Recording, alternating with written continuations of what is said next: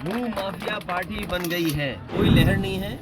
ये जो बेरोजगार इजराइल जा रहे हैं, हमें तो बधाई देना चाहिए नीतीश जी को, कम से कम शुरुआत तो कर गए। मुश्किल तो ये है कि कई बड़े आयोजन होते हैं, बड़े कार्यक्रम होते हैं, हम लोगों को निमंत्रण ही नहीं मिलता। अगर कोई पुण्य काम होने जा रहा हो, कोई बहुत बड़ा काम होने जा रहा हो और पीडीए के लोग दुखी हों, 90% आबादी वाले लोग दुखी हों, तो ऐसे पुण्य काम में उनको भी कम से कम भला होता।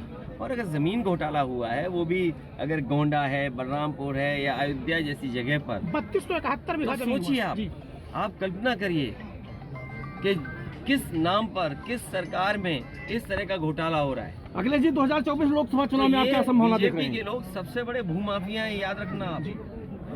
जहाँ कहीं भी जमीन कब्जा हो रही है और आप जांच करोगे तो वहाँ बीजेपी वाले ही मिलेंगे। बीजेपी, भारतीय जनता पार्टी भू माफिया पार्टी बन गई है। अखिलेश भी लहर में आप उड़ जाएंगे, आपकी पार्टी यदि राम लहर चल रही है। कोई लहर नहीं है। ये जो बेरोजगार इजराइल जा रहे हैं,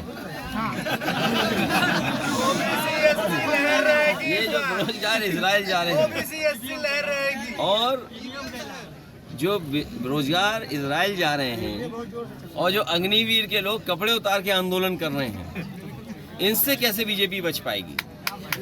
और ये जो नई आवाज उठी है पीडीए वाली, इसमें पीड़ित दुखी अगड़े भी हैं, ये ना भूलें अपने आप को। जो पीड़ित हैं, दुखी अगड़े वो भी हैं और पिछड़े, दलित, अल्पसंख्यक, आदिवासी भाइयों का ये समूह है और आधी आबादी के साथ आगे बढ़ रहे हैं। तो 90% लोग इस पीडीए में शामिल हैं, तो भारतीय जनता पार्टी कैसे बचेगी? भैया ये बताइए, आपकी पार्टी, वो चाहे नीतीश कुमार जी हो चाहे आप, है ना, जातीय जनगणना की बात करते थे।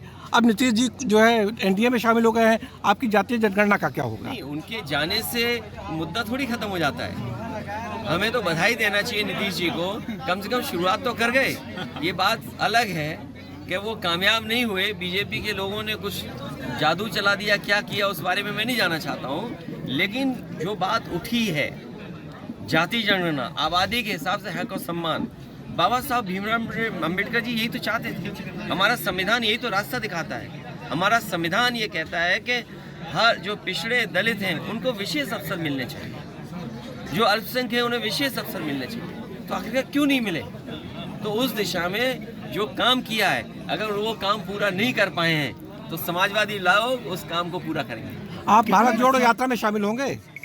देखिए, मुश्किल तो ये है कि कई बड़े आयोजन होते हैं, बड़े कार्यक्रम होते हैं, हम लोगों को निमंत्रण ही नहीं मिलता। तो अपने आप क्या मांगे हम निमंत्रण?